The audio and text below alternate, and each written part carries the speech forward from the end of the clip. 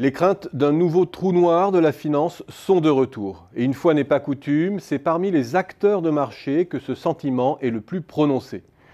Il est loin le temps où, après 15 ans de rendement boursier de l'ordre de 15%, ces mêmes acteurs projetaient à l'infini des rendements de 7 à 8% et clouaient au pilori les quelques Cassandres qui faisaient entendre un son de cloche différent.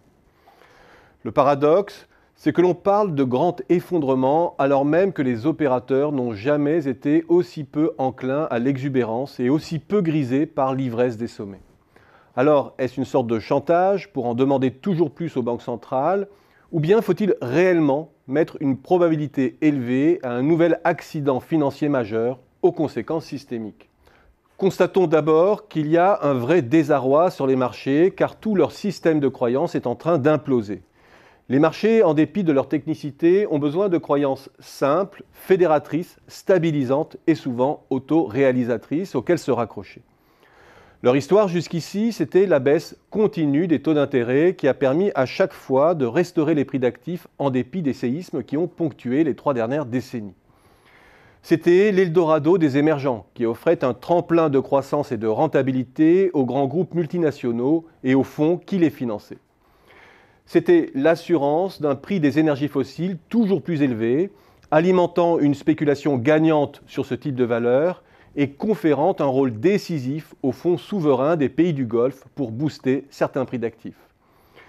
C'était des volants de trésorerie considérables de certains grands groupes sanctuarisés dans les paradis fiscaux en quête de rendements purement financiers sans que les États n'y trouvent rien à redire. C'était la totale confiance sur le fait que l'inflation resterait basse et stable surtout. C'est ce jeu de croyances qui permettait à la finance de se projeter comme un jeu à somme positive. Or, les derniers îlots de rentabilité facile, où tous les acteurs pouvaient gagner en même temps, sont en train, un à un, de disparaître. Et notamment les quelques derniers jeux qui leur avaient permis de prolonger la partie après 2008, en dépit d'une surveillance plus stricte. De tout cela, que reste-t-il ? 1. La vache à lait du levier, qui sous-tend la fièvre des FUSAC actuels. Comme nous l'avons signalé récemment, c'est probablement là que se situe le principal talon d'Achille de la finance aujourd'hui. Et 2. Quelques gains pour les hedge funds qui shortent les marchés baissiers, comme on dit. Mais ce jeu fait aussi des perdants.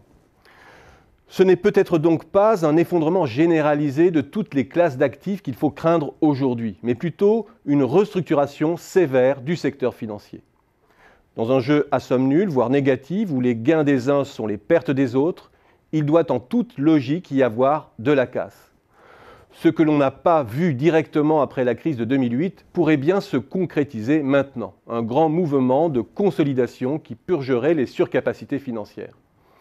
Et dans cette phase, il est à craindre que certaines faillites provoquent d'importantes ondes de choc. Mais on peut aussi avoir une lecture plus positive des choses.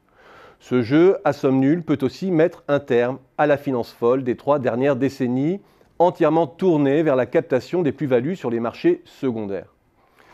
Les intermédiaires financiers pourraient alors être contraints par nécessité à redécouvrir leur cœur de métier, leur rôle d'intermédiation qui consiste à transformer la liquidité pour la porter sur des investissements réels à fort potentiel. Bref, pour ceux que l'espoir fait vivre, peut-être sommes-nous au moment charnière où l'on pourrait basculer d'une finance qui spécule à une finance qui finance.